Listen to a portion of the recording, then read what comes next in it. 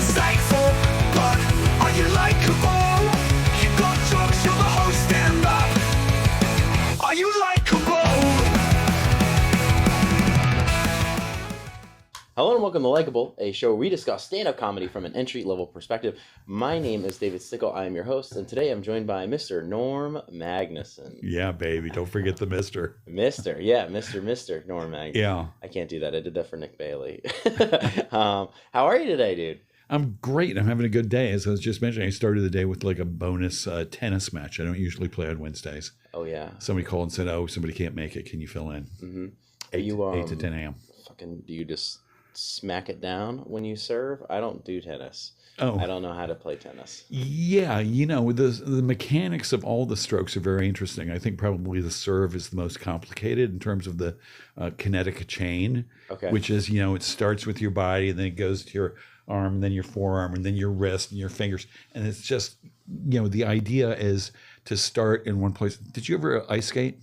No. You did that thing called or roller skate? I didn't do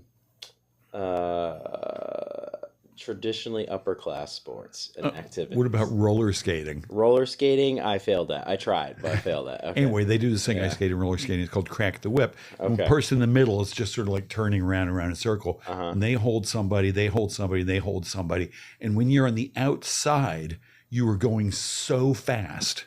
And it's like that with a golf stroke or a tennis stroke. It's this kinetic chain. And the looser you are through it, the more whip you can get at the end. And that's where all the power comes from. I was very rigid. The time I attempted tennis, I was dating a girl, and she was an active tennis player. And we went to the Red Hook courts one day, and I did not know how to keep it in the court. Every time I hit it, it just sailed.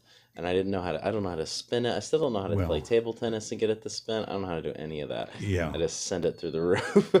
And I'm not trying to hit it hard. It just, you don't have to hit it hard for it to go flying. No. Yeah. No, you don't. Yeah. I'm gently. So tennis talk. Yeah, I know. You think you'd be doing that. Yeah, so tennis, and we did a promo for Friday's show, which is for my show, it's the Valentine's Day show. Okay. Yeah, and I've got the people from Samuel's coming in, John and Allie, John Traver and his wife Allie. Hell yeah. So we did a little teaser thing. Norm is one of our sister shows. I would say sister shows. Sure. Does that make sense? Yeah. In the station.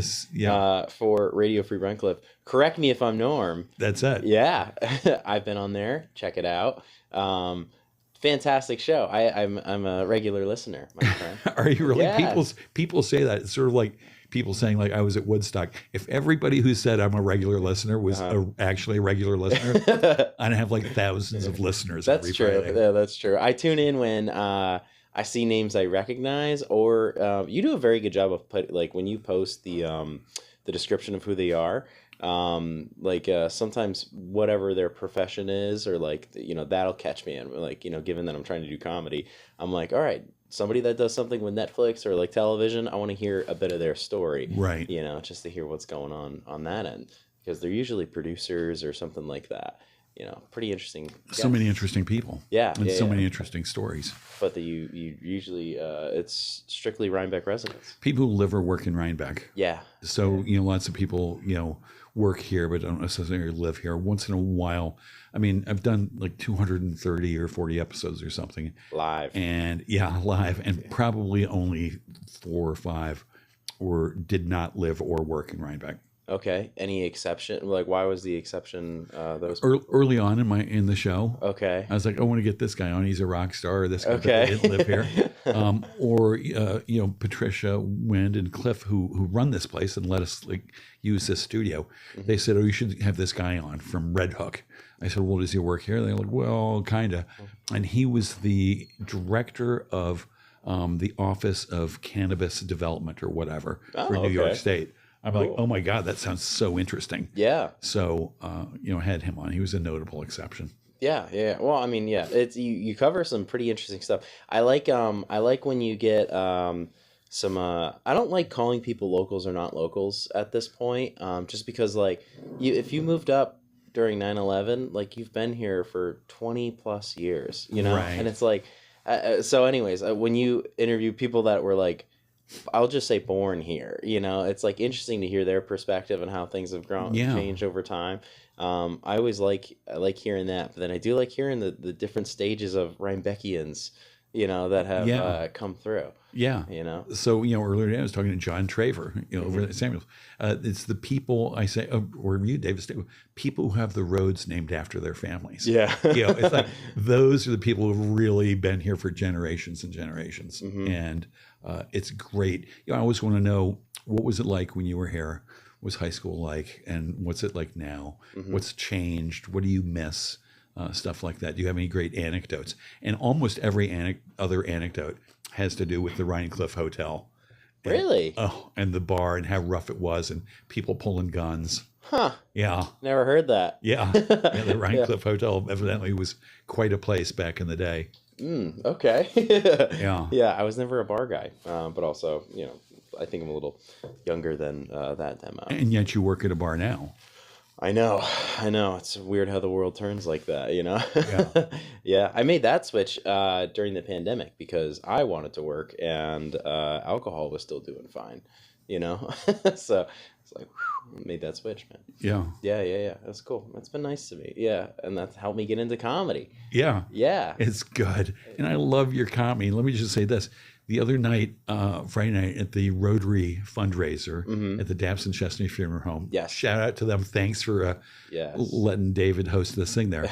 You killed. I've seen you a few times, and never have I seen you so spot on in terms of your humor and how it landed. Thanks, man. It was that night was so good for, I think, everybody involved. Have you seen me do a show before or just mics up until that point?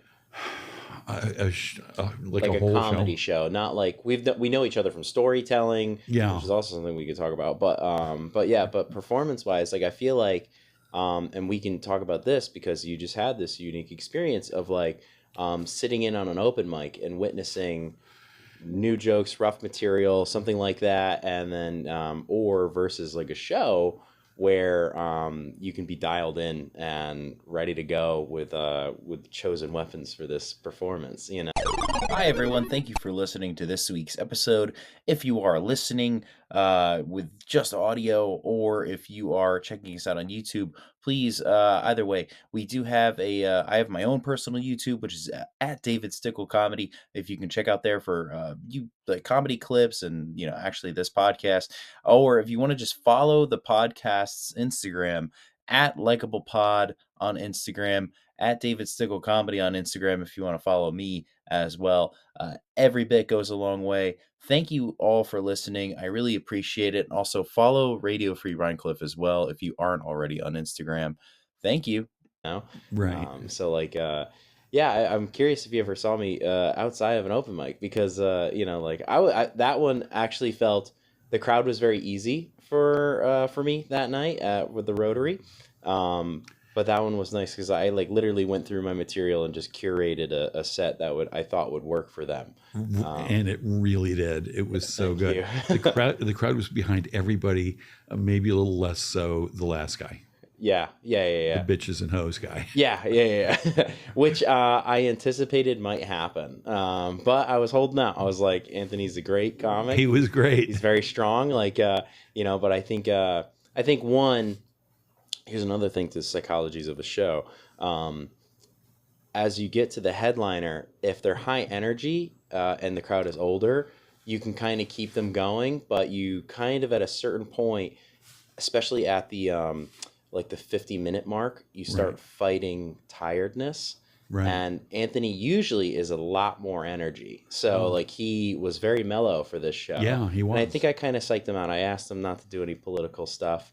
And I think it kind of psyched him out. I typically don't like political stuff on my shows. Right. So I think he was kind of in his head and he was a little zenned out. So I think, that lowered his energy, which might have drew the crowd's energy down a little bit. And then, obviously some of the content doesn't work if you don't really sell it. So, it's interesting. Yeah. And they liked him. It was just a lower key like. Yeah. Alex did very well before him. Yeah. That was a great show. They were so good, Alex. And who was the woman who went before Alex? Gabrielle. Yeah. Amazing. I loved her stuff so much. Yeah, she's a great writer. Yeah. She's been on here before. I've praised her for how much she writes because she just produces a new 10, and of that, she'll probably keep half of it, which is like if you produce a new 10 minutes every week, you're hoping to keep 1 minute of it, right? Right. She's probably getting 5 minutes worthy of stuff every week, which is That's great. nuts. Yeah. She writes a lot. Yeah, she's very good. Yeah, let's talk about your experience with this, man, which is, why I asked you to come on here today. I mean, so for the storytelling purposes, this show has been booked for a little while, and then you messaged me on like a Tuesday or Maybe. Wednesday. Yeah, and you just asked because you said, Dave, I got a great story I'd like to share. Yeah. And then I said, yes, but please try it out on open mic first. Right. And let's talk about your experience with that. How did that feel? Yeah. My tennis guy sent me the flyer. I hadn't seen it anywhere. Really? The Okay. comedy fundraiser for the Rotary Club. And they're like, oh, what's this? And they made a bunch of jokes. And I didn't tell them. I was like, I'm going to do it. Yeah. I'm fucking do it. And I wanted to do it because I had a hunch that the guests, the audience in this Rotary fundraiser would be my people. Mm-hmm. I was like, I want to do that. And You were correct. and yeah. And, so I was like, this is, low risk. And so I texted you. I'm like, hey, can I do this? And to my horror, you said yes. Yeah. And recommended that I do the open mic at Keegan Ailes first. Yeah. And I did that. Same material, completely different experience for me and the audience. Yep. It's crazy. And you came to me at the funeral home. You're like, I wanted you to see how different audiences are going to affect your performance. Yeah. And it really did. Yeah. It's I feel like it's important for people to witness or to feel that, I think, just because I think you can see how a newer comedian might be discouraged if they're only doing open mics for so long, because if that's your only experience for so long and you never get the opportunity to do a show, you might eventually say like, it's me, it's not the material, Sure. Especially your superpower is taking things personally. Yeah. As mine is. Yeah. As many people's are. I think you did well at the open mic. I think the issue was the volume for sure. Like I could hear you well because I was in the front row. I heard the jokes that you had. Right. I think the back of the room could not hear you. Yeah. But I think you did well at the open mic. And then you absolutely slaughtered at the show, which was fantastic. It's funny because I wouldn't say like I slaughtered. I'd be like, the crowd loved it. Yeah. Because it seems less like something I did. Like I gave my best at the open mic, and I did just about the same thing the next night. And all of a sudden it went great. The audience went great. And so I sort of don't take credit for something I did on that. Though you should though, because you wrote it. I did write it. But yeah, I guess like versus the night before. Yeah. I didn't do something different. Yeah. It's amazing how for the casual listener that isn't a stand-up comedian, an open mic crowd is filled with people that maybe I would say predominantly comedians are going to be in that crowd. Yeah. When comedians listen to comedians speak, they're listening for the punchline and they're trying to figure out what you're going to say. That's if they're listening to you. At all, yeah. Yeah, at all. If they're not listening to you, they're thinking about what they're about to say when they go up, which is very common, or they're thinking about how they just did when they got off the stage. Right. So you went first. So everybody was pretty much just trying to get settled in, which is even, I recommended that you do that, or I said that I always recommend comedians do that in the beginning because you get that battle of fighting this, like, oh, we're here to sit down, like, how do we listen, like all of that kind of stuff. And it's just a whole different experience. Yeah. Yeah. And Keegan's a loud place. Yes. I mean, there's a room in the back where they do the live comedy and stuff. Mm-hmm. And then there's a huge bar area. Mm-hmm. I mean, they might as well have like a bank of like pinball machines and a pool table. It's really noisy out there. Yeah, super noisy. I did a show at a place called Tapped in Middletown, New York. And this was like maybe my third or fourth show ever, and I had this set. I was really proud of it, and I was talking about my childhood therapy and all that kind of stuff. So I'm doing this show, and the speaker was on. The crowd is in front of me, is paying attention, but off to the left, so not in a separate room, there is a whole group of people that are just around a U-shaped bar, which means 30% of them are not looking at me, and then a bunch are on a corner, and then a bunch can't see me. So, and they're just having regular conversation. About 2 minutes in the set, I realized like I can't hear myself coming out of the speaker because they're so loud, and I'm so novice that I just start sweating, and I'm like, just rehearse, do the lines, and I completely lose connection with my crowd, and I figured I don't figure out how to do that, It's funny. and I still can't watch that tape. I recorded it. I still can't watch it. Well, it's funny because one of your Dramatic. superpowers, and everybody I was with noticed it at the porch a couple of years ago, this storytelling event, was that you were so at ease and so likable. And when I'm doing that, I'm so freaking nervous. And you came up and I loved you and I fucking hated you. I'm like, that kid is like 28 or whatever. Where the hell does he get off like owning the stage like that when I'm like, "Arr, arr, arr." Was that your first story? Yeah. Oh, that was my third. Yeah, that was. Yeah, but I got a hunch somewhere way before your third story, you developed this ease of being on stage.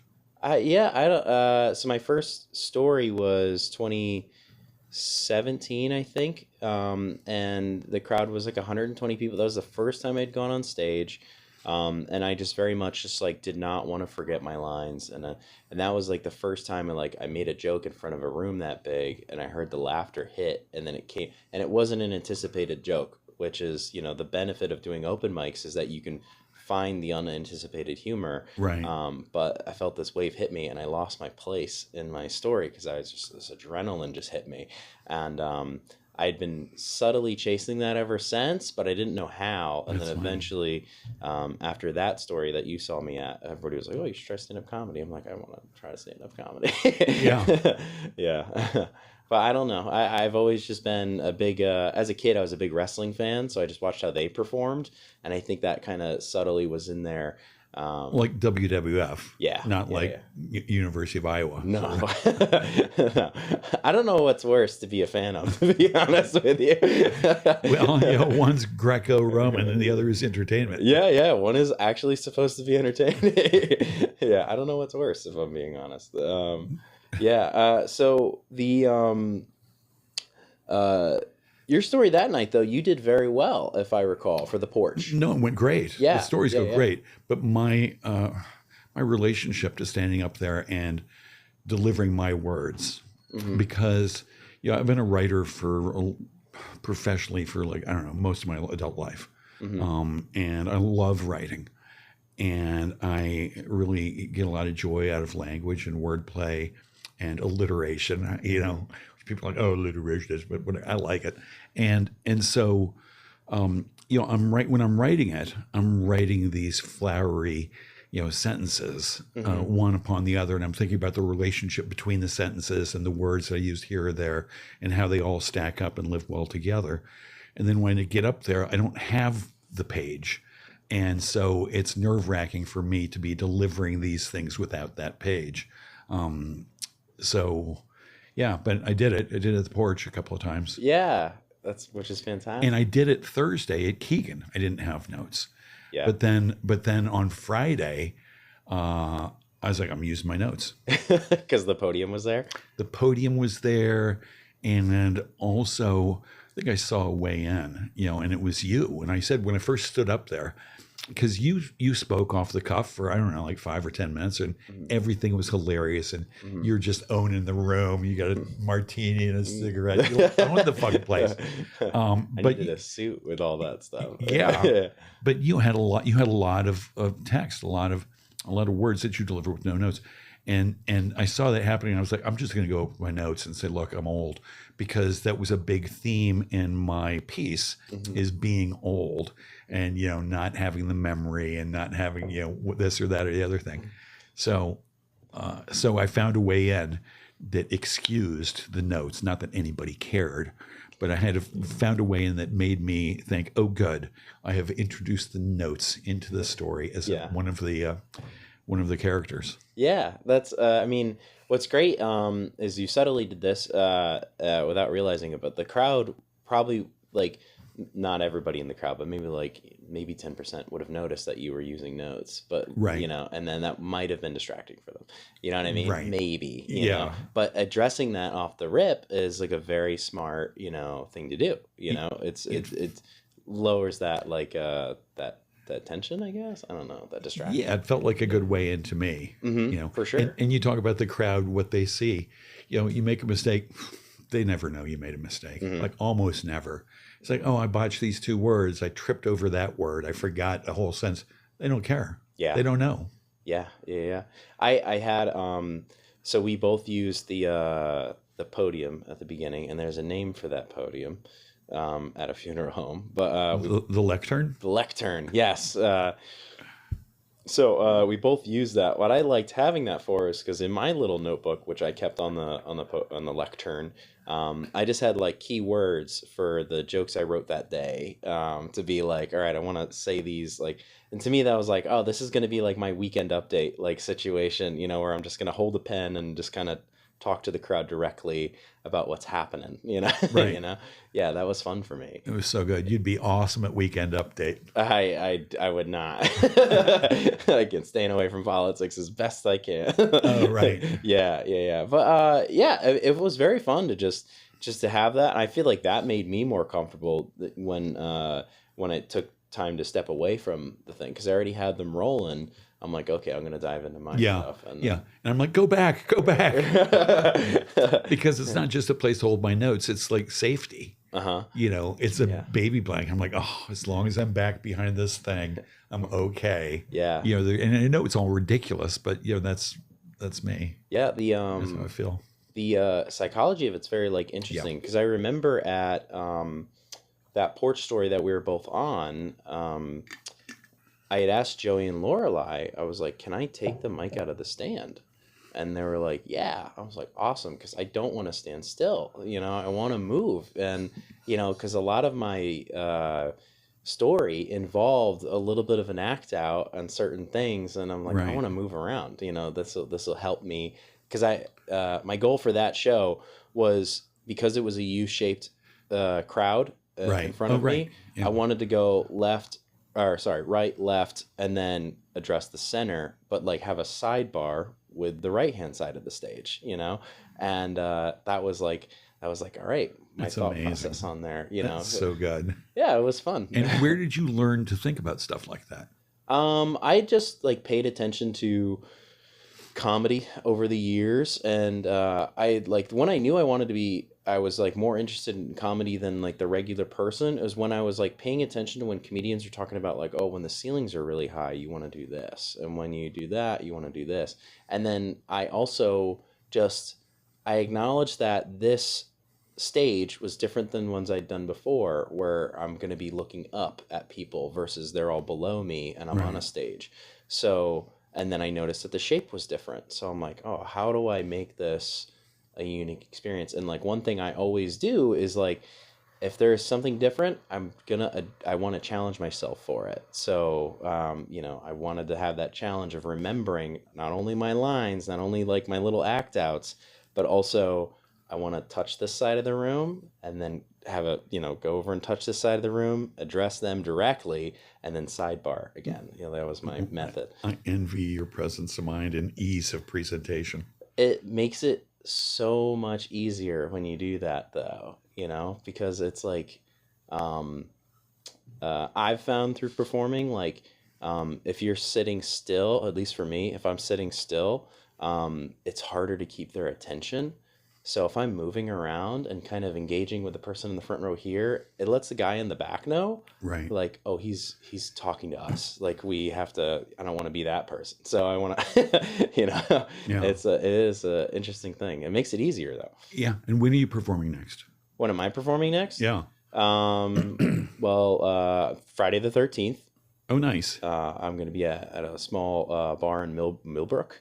And then on the 14th, I'm putting on a Don't Tell comedy show in Highland, New York. Wow. Yeah, and that stage is very special. I'm very excited for this one. Cool. Yeah. Good for you. It's a circle stage. Oh. And I can't go for that, no. No can do. Just can't go for that, no. No can do. Oh my goodness. Hello. How are we doing today? Oh my God. This is the Interruptible. Not a lot to report this week as far as shows. We just got one show on the 28th of February that I cannot tell you about, actually. There are minor, I have very little details. I'm supposed to show up, get abducted by a van, and then appear to do comedy somewhere. Don't even know if I'm getting paid, but that's a thing. We're not going to talk about it. Moving on 313, we've got the Krog show in the Krog at Rhinebeck. Oh my goodness. The last one was pretty fantastic. I am excited for the next one. I am pretty excited for the next one. I'm realizing you're going to be able to see my face on this if you're watching on YouTube. Usually it's just my voice floating in the background, and there's a really little video on there, and you can't see me, but you're going to see me in this stupid knit hat if you want to. I wear this at the gym. 314 is a Sloop Joke Bomb. Please buy tickets to that. The last two have sold out, so do not wait to buy tickets if you are intending on coming. They've been freaking awesome.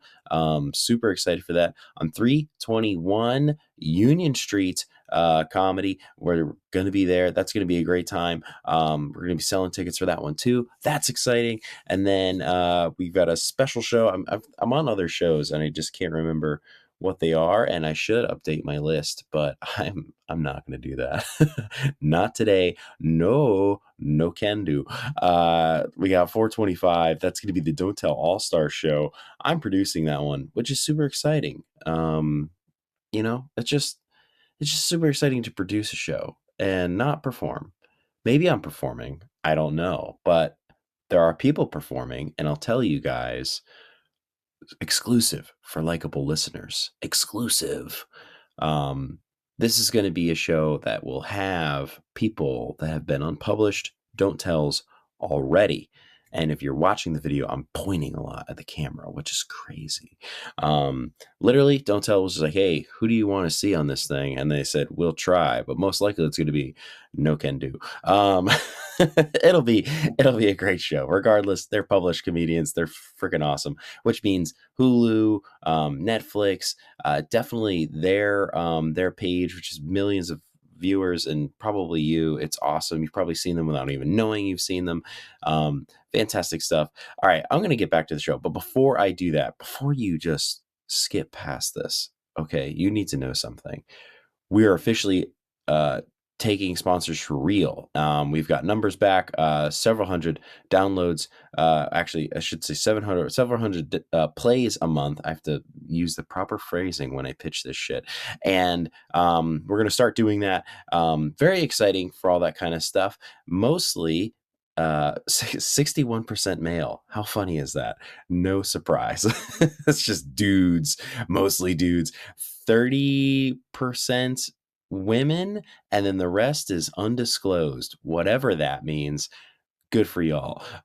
You've tricked the internet into not knowing what you are. This has already gone on way longer than you think. If you want to talk to me about sponsorship, we're starting that officially, which is awesome. I've got more details. Please just DM me. I'm realizing I'm on camera right now, so I need to actually show excitement and expression for this, but I'm so tired.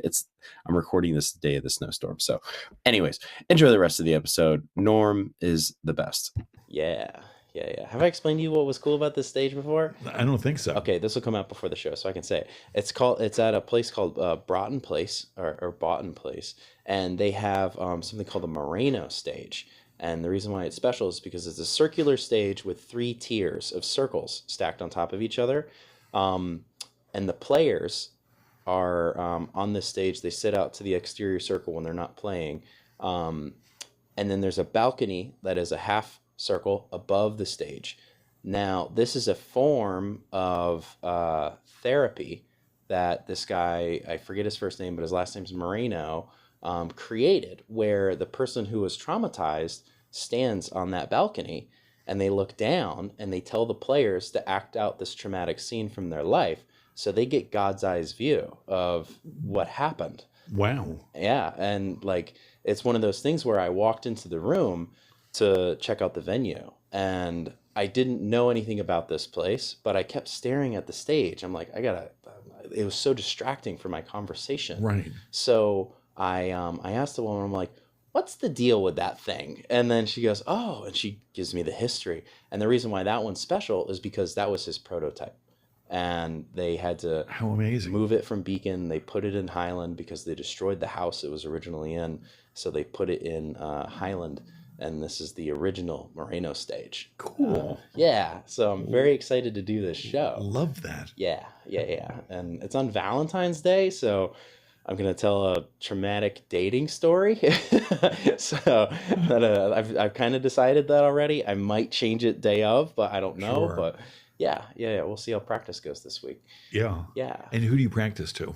I do open mics, and I'll practice on the 13th. I'm doing a tight 8 for this 14th show, and it's a Don't Tell comedy show, so the stakes are a little higher because the quality has to be up there. Yeah, so I'll practice on the 13th because the stakes are a little lower. It's a bar show, and in that case, I don't care if they pay attention or not. It's like one of those things of like, I need to go through this. I need to see if I catch anybody with this material, and then I'll use that performance as like notes for the Don't Tell show, which is important. What is a tight 8? A tight 8 minutes. Yeah. And do they turn the mic off at the 8-minute mark? Or? No. But because it's I'm producing the show, but so I can kind of go over, but it's just good practice to have. If it says tight 8 on the sheet, do your tight 8. Be ready to, when you get the light with 1 minute left, be ready to hit your 60 seconds and then get out of there. Right. Yeah. And it's just good practice, because if you ever do have like an audition, which I might have coming up, and it's a tight 5, like I want to know when that 4 minute light comes on, Right. I can hit that 60 and then get out of there flawlessly, Huh. Yeah. Yeah, when I sat down at Keegan after doing my thing, Yes. somebody came over and said, "Oh, you'll get used to it. There's a light they put on when you're done with your time." Yeah. I'm like, "What?" and then I thought, did I go way over? And I don't know. But, You did, but that's not so. Like I've thought about this since then. The person hosting the mic, I don't think they mentioned that you get a light at 4 minutes and 5 is when you stop. is that what I had? Was 5 minutes? I'm sure I 5 went total. like 8 or 9 You minutes. did 9, yeah. Yeah. I do have that. I can send that to you, by the way. Oh, geez. I recorded for you. But yeah. It's usually they let you know, and then like in the back of the room, they should be holding up a light, like doing this. And if they Right. do it distractingly enough, you'll like look up and you'll be like, why is somebody waving a light at me? And they'll be like, you're done. And then it's like, oh, and then you, Right. Oh my God, I'm but- so happy I didn't see that light. yeah. Yeah. Though my piece had two major jokes, Mm-hmm. and the one was probably at 5 minutes, the other was like at 8 or 9 minutes. Mhm. So it could have conceivably worked out okay. So you got 2 pops out of that on the Keegans, but then when you did the funeral show, you got like several. Yeah, a I whole didn't bunch. count for you, but I mean, you definitely had a joke per minute on there. Yeah, and a good chuckle in the jokes. Yeah. They weren't like soft laughs. They were good, No. good laughs. Those my people showing up. Yeah. I mean, it's online if you want to watch, for sure. And we have shared links to this. And Yeah, I put it whatnot. on Facebook and Yeah. Instagram, and When you get to the end and you mention the misunderstanding that you had, yeah, or that's your middle joke. Sorry, when you Yeah. that's that pop you still got at Keegan's when it was distracting as hell. right. Hits the room very hard. It's a in the hard funeral hit, home. that joke. Yeah. And that's why I wanted to do this, Mm-hmm. because it was a true story. It happened like a few weeks ago, Mm-hmm. and I told friends, and everybody was like, "That's fucking hilarious! You got to do that." I'm like, "Oh, I always wanted to try that," and so I spun it out to a 9 minute. Yeah, which Piece. is great, man. I mean, when Yeah. I went to do stand up, it was I started out with storytelling, because that's what I was comfortable with. Right. Yeah, and then you just add tags as you go. What do you mean tags? Like little jokes in there. This is me learning from Oh the yeah, pro. sorry. Yeah. I have to. Yeah, I should just use non-jargon for for non-comedic listeners. Tags. Yeah. Yeah. My girlfriend Kimmy Berlin is from the stand-up comedy world. All of her friends, Oh, like 15, 20 years ago, were doing stand-up comedy. fantastic. And her ex-husband was doing it, and so she knew all of that. She's like, you need more beats, she called it, more Yeah. here and there in your story. I'm like, okay, because I hadn't really thought of that. And I told you, I was like, I don't feel like a comedian, I feel like a humorist. Mm-hmm. And the humorist doesn't need the tags. Yeah.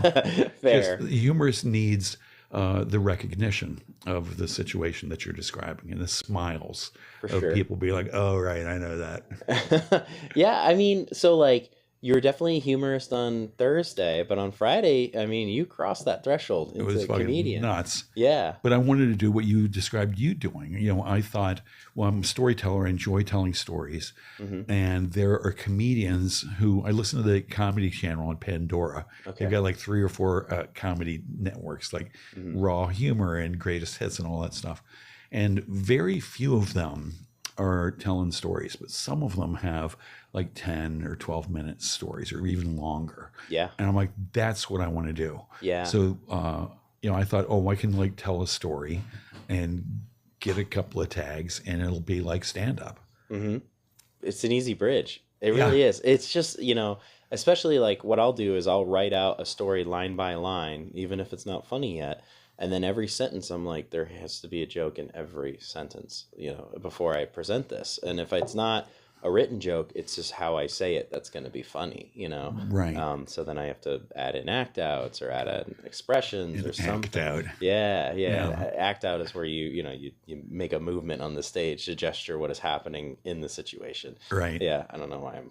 It feels weird to explain. Yeah, sorry. Yeah. But also, I mean, you feel to me very much like a guide, a patient guide, helping me navigate this new realm, and I really appreciate that, and thank you very much. Yeah, of course, man. I would recommend if you're curious about doing more, I don't know. you should look up or just watch him on YouTube. His name is Ali Siddiq, Alisiddiq. Right. I think I know that. Yeah, and Ali has put out 8 specials now on YouTube. So Right. 8 hours worth of material in the past, 5 years. And what the genius part, I mean, I could go on forever about Ali, but it's one story. So it's his life story, but he created something in his first hour where he says key phrases in the crowd. If they're fans, they already know, he refers to white people as the lighter hue, and he already has a personality built for his mom. He's got a personality built for his oldest son, his youngest son, and they're Right. 30 years apart, the kids. And, it's just amazing how he can, do these references, and over the course of this story that he's building, he's also built in this fan base that watches the next one because they want to know the next episode of Ali's life, you Right. know? How cool. Yeah, but he starts out every story with like, this just happened on a Monday. And then he just talks about the Monday. And it's just an hour of that Monday. Right. It's phenomenal, really. Oh, good. I Yeah, can't wait and to there's- check it out. So many jokes and how he looks at the crowd, or when he adds in a phrase, he goes, "My neighbor is of the lighter hue," and his crowd laughs. I mean, they know what he means, and it's very funny. Right. So yeah, I would encourage any storyteller to check that out. Yeah. Yeah. Boy, there were a lot of lighter hue jokes at the Rotary comedy thing. Yeah, I loved making fun of how lack of representation we the lack of representation we have. Zero. Zero. I didn't Right. see one person of color in the You- entire room. You said, I loved it. The lights went down. You said, wow, I could still see all the faces. Yeah. It's so bad. Like doing comedy has been great because I've gotten to interact with so many people of so many different backgrounds. Not just traveling, like just in Beacon, you meet so many people, Right. stuff I never would have gotten on the farm or in Rhinebeck, really. Yeah. and you know, just doing a show to strictly whites is just like, I have to talk about this. Sure. Because this is weird for me. You know. Yeah. Yeah. And I'm happy you did because I had 2 white sort of jokes. Yeah. Or beats or tags or just comments. Yeah. In my piece. So When- it's nice to. I want to ask, when you got that first big pop, like you're I gotta imagine like your feelings, and please correct me if I'm wrong, not Norm, but like if we're going from Thursday into Friday, confidence shaken a little bit. Oh, I was like, I'm not doing tomorrow. I'm not doing Friday. Because you actually asked me if I didn't want you on anymore. Well, because I didn't feel that I'd done well. Uh-huh. And so I wanted to be like, try some graciousness and be like, you know, if you don't want me, that's fine. I'll stay home. I don't care. Mm-hmm. And I wouldn't have, you know, I'd be like, oh, phew. Yeah. I after seeing the show, I would deem you absolutely necessary for that show. You fit into that perfectly. Like the hardest part was for me to figure out flow of energy going like either starting with you and then me starting like the more beats per minute situation, or for me to warm up the crowd for you and then to let you do your thing and, you know, do your beats per minute. And that was the only thing I was curious about. Never taking you off the show, but I was like, where do I put them though? You know? Because you got a lot more beats per minute than I do. Yes, yeah, and rhythmically it would have been it should have been weird, but because you're so loved, they were so jacked up for you. And I was like, okay, like, you know, Norm is loved in this town. Like I thought about that. I'm like, Norm, everybody loves Norm. So I'm like, all right, I have to put him after me because I don't want to follow him. And then That's fucking you know. nuts. That was a crazy thing for me as a person, as an individual, because you gave me a great introduction. I mean, you're funny and likable, and and you said, in the host of the podcast, correct me if I'm Norm, and people applauded. For that. Oh man, yeah. I was like, what? I was like, where am Yeah. I? Could you hear it on the tape when I start saying that? Somebody Yes. goes, "Oh yeah!" You could hear Yes. them under the. And I was like, I mean, it was like just living in bizarro land. I was like, Yeah. well, I had no idea anybody knew that. Mhm. I mean, for people to say, "Oh, I listen all the time," it's like, yeah, but you know, everybody seemed to sort of know it and like it and think it was a good thing. Yeah. And that was really something for me. Yeah, dude. I mean, I had a feeling that would be the response, but it definitely hit like oh, bonus treat, you know, Yeah. situation. They were like, oh yeah, like Yeah. honestly, it could have been like, you know, like, oh, just dropping in is, you know, Norm Macdonald, you know. It would have been the same reaction from that crowd, you know, funny. because they would have been like, oh really, you know, just like people It was super jazzed up. nuts, you know. Yeah, sorry. And am I holding it? Do you have how much time do you have? I only have 4 hours left. Okay, only 4. Okay, that's fine. We might fit this in. Yeah. Now, I just wanted to get your thought process going into this, because like, and the reason why I wanted you to do the open mic is so you can feel the difference in between the two, and you could witness it, but also you also experience like the psychology of a comedian going from like, I don't know if this is, you know, you get that maybe imposter syndrome, you get that like whole thing of just like, I don't know if this is going to work. Like, you Right. know, and then you get up there and that first joke starts to land and you're like, oh, I'm doing this, you know. You want to walk us through that? I mean, do you recall any of those feelings? I do some.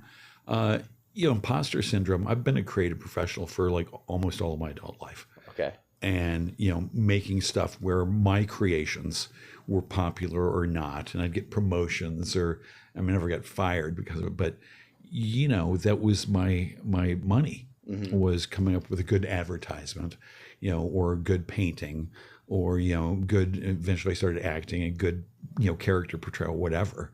And, you know, imposter syndrome is present and continues to be in all of those to a lesser degree in some than others. But I think it never, apart from advertising, never completely went away. Okay. You know, even though had so many good successes, and that look great on the resume and all this shit.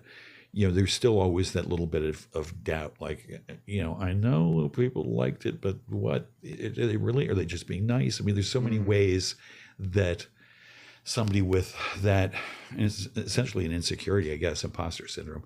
So many ways that people, me, can rationalize away the positive reactions and reinforcement that you get. So that's a little background for me. And at some point in various pursuits, advertising and art, I'm like, okay, it's just ridiculous to still carry this around because I'm clearly doing okay. And for me to have any bit of imposter syndrome is just stupid. But in terms of like stand-up comedy, or storytelling, that's relatively new for me. And, I'm like, what am I doing? I don't know how to do this. Like I know how to write, I know how to read a story, but this is something different. I love stepping in to a realm where I'm learning and where the cost of failure is minimum. Okay. Nobody's like losing their sight or anything like that if I bomb. Yeah. So it's really nice to face down the nervousness and the self-doubt and the imposter syndrome and go and do it anyway. Yeah. And that feels like a step in the good direction. Yeah. I think that's very important for everybody to at least try at some point in time. Yeah, though also, sorry, it dawns on me. I went bungee jumping 3 times from like an enormous height because I have a great big fear of heights. I thought, I'm going to face down my fears and I'm going to own it and it's going to go away. Never worked. I'm still terrified of heights. Which is a shame because you're tall, dude. It's like every time you stand up, you're like, oh my. Yeah, that's good. Yeah, I don't have that problem. Yeah. So I don't know if it made any of that go away, but I'm really pleased to have had the opportunity. And again, so grateful to you for holding my hand on my way up to the stage, figuratively speaking. Dude, anytime. It's I love what I do, and I'm just so excited. I don't think I've ever discouraged anybody from trying. And the thing is like I've actually seen you perform before at the Porch, and I know your energy and I know your presence, and I'm like, it's not going to ruin the show if you did bad, Right. But like, I just knew you would do well. Right. And then I sat down, I came back to my seat, and we were sitting in the ghetto of comedians, sitting in the back corner, and we were all there. Well, the comedians and me, and everybody's like, dude, that was great. Give me fist bumps and high fives and, whispering, God, that was really so good. And somebody said, really liked your writing. Yeah. And for me, as a writer, I don't really feel the imposter syndrome. Nor should you. And so that made me super happy that somebody noticed not just the performance and the jokes, the tags, whatever, but the writing. Yeah. And that's honestly what I hung my hat on when I started was like, I'm lacking all of this stage presence. I'm lacking all of this when I started, but I'm like, I know I can craft a good joke. I've got the structure down, and I just have to figure out a better way to say it to connect with people, and that's what I leaned on for a while when I, started comedy. You had I don't know if you can recall off the top of your head or if you just blacked it out, but one of your first lines, you had a description of the town, I think, and you used an alliteration. I want to say it was like the letter C. God, I don't know. Oh, okay. It was like it rolled so smoothly. Yeah. And I acknowledged that at the open mic, and then I acknowledged it at the show because I knew it was coming. But at the open mic, when you did it, I'm like, that's too smart for this crowd. And then at the show when you said it, everybody's like, haha, I was like, my people. Yeah, I was like, all right, like there's a format for this, It reminded me for when I'm performing comedy, of just sometimes my writing doesn't need to be dumbed down for an open mic, you know? So it was just a good thing for me to see. And I won't dumb it down, ever. Because I think that's my brand is, that. And, and writers love to sneer at alliteration. And, I unapologetically love it. Yeah, it's beautiful. I like it. Yeah. That's fantastic. Cool. Do you have anything you want to promote coming up? I mean, we have a wonderful podcast that we should talk about that Norm does. Yeah. When is this going to air? This will come out in I think 2 weeks. Okay. Yeah. So 2 weeks from today. Right. It's a Wednesday. No, on February 21st. Okay. But I don't even know the details. I'm in a staged reading of a play. By David Simpatico, who's an amazing, totally fucked up playwright. He's so good. I know David. Yeah. He's just great. And I've been in a number of his performances, and it's so much fun reading his words. And that's on February 21st. I should know where it is and what time and stuff, but I don't. And this is a reading. Is this going to be done at the Rhinebeck Performing Arts Center? It's not. Okay. I have performed his stuff there, which is a great stage and so much fun. This is somewhere else. Okay. We're not going to disclose it. Okay. Yeah, that's right. Yeah. I have no idea. Okay. I forget where it is. Hell yeah. Yeah. Cool. Please check out Correct Me If I'm Norm here on Radio Free Rhinecliff, but also anywhere you can find your podcasts. I believe it's distributed everywhere. Yeah, I think it is. Hell yeah. Yeah, they're amazing. Yeah. Matt and Jen, who run this place and do all of that stuff, so good. I really appreciate them doing all the grunt work. Yeah, it's not. I don't ever see them because they just taught me how to do this and then just left. That's great. They went out for milk. But I text Matt here and there when when we're trying to figure out some of this stuff, and if I get confused. And then Jen is great because the scheduling for this room. Right. She's always just like, you got this. Yeah. Yeah, it's very nice. But was it weird being on camera today? A little bit. A little bit. Yeah. Because I'm usually sitting here, but sort of like in the back, and I'm picking my nose and scratching my armpits and stuff. Yeah. And so it's weird to be aware that everything is going to be. When I did your podcast, you sat there in short shorts, flip flops, and a Confederate flag T-shirt. You might have gotten 2 out of 3 right. Yeah. And underneath it said "Raise Hell, Praise Dale." Yeah. And the "Don't tread on me" hat. Yes, exactly. Yeah, I was like, this is weird seeing you dressed up like this today, Norm. Yeah. Those are fake glasses. My Confederate T-shirts at the laundry. Yeah. After I watched the Turning Point USA halftime. Yeah. I spilled beer and nachos and shit all over it. With America's greatest artist, Kid Rock. Does it get better? I was trying to remember. You're too young. When he hit the scene like 30 years ago or something, he had a little person who he was recording with, and was in his video and stuff. And I'm trying to remember the guy's name. It was like Little Joe or something like that. Really? Yeah. That sounds like the early 2000s. Yeah. I avoid this topic like the Dickens, but Smart. Boy, was that just the most childish thing I've ever seen done. Well, I mean, I can't really even say that because it's been worse, but boy, that was the most whiny move ever. It really was. That side, which is not my side. Both sides suck for me anyway. But there's no end to the petulance and childishness from that group of people. No, I look at a situation like that, and maybe you'll understand where I'm coming from with this. But I look at a situation like that and how ugly it was on social media, and it always is ugly on social media. But I'm like, how do I try to take this same thing that everybody's talking about and just add a different perspective to it?